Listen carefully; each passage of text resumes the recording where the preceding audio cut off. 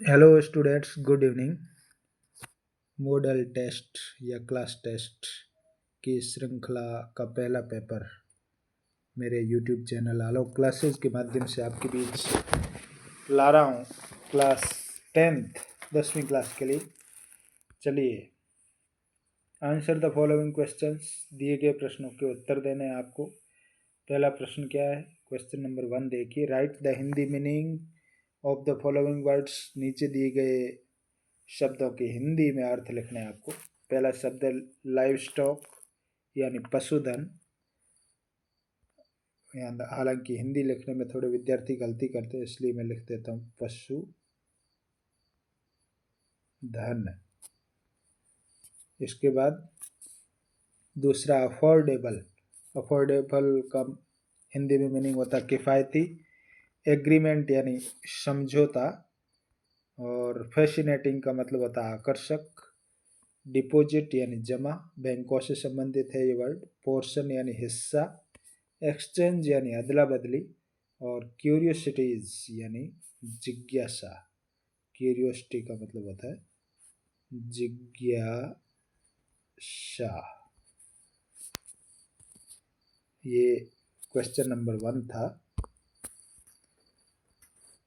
इसके बाद आपको मैं आगे ले चलता हूँ। Question number 2। What was barter system यानी वस्तु विनिमय प्रणाली क्या थी? पहले पढ़ा ना हमने, वस्तु के बदले वस्तु। What was barter system? इसका आंसर देखिए। This was a system in which, ये एक प्रणाली थी इसके तहत goods were exchange without the use of money. ये एक प्रणाली थी लेन देन की जिसमें सामान की अदला बदली की जाती थी बिना किसी धन के प्रयोग किए, बिना किसी पैसों का प्रयोग किए। यानी आपके पास जो सामान था उसको आप दुकानदार को दे देते थे और बदले में आपकी ज़रूरत की चीज़ें दुकानदार आपको दे देता था। इसको हिंदी में कहते वस्तु विनिमय प्रणाली और इंग्लिश में कहते बार्टर सिस्टम। ये प्रचलित था पहले। चलिए, question number 3। What is the full form of RBI? RBI की फुल फॉर्म क्या थी? Reserve bank of India. What is the full form of RBI? Reserve bank of India. RBI की फुल फॉर्म क्या है? Reserve bank of India. Question number 4। Right the 2 sectors of credit in India. Bharat में credit के 2 sector लिखिए।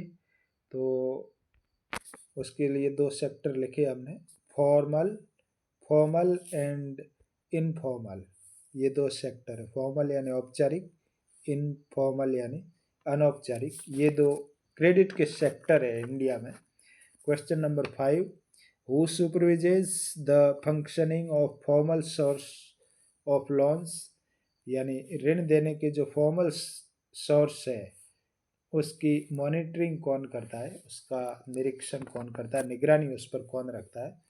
तो इसका answer नीचे दे रखा है, reserve bank of India RBI. ये मॉनिटरिंग करता है तमाम फंक्शन की।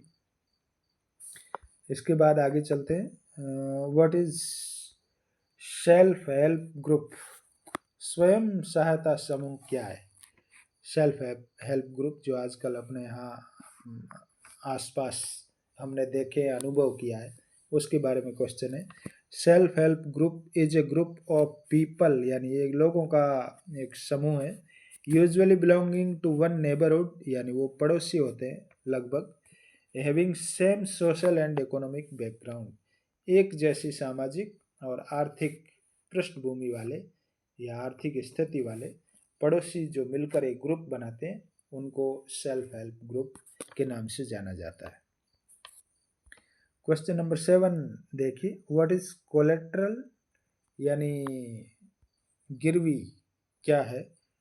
कोई किसी बैंक से या किसी सेठ साहूकार से अपन पैसे उधार लेते हैं, तब वो अपने को कुछ चीज़ें गिरवी रखनी पड़ती है, उसको कोलेट्रल कहते हैं अंग्रेजी में।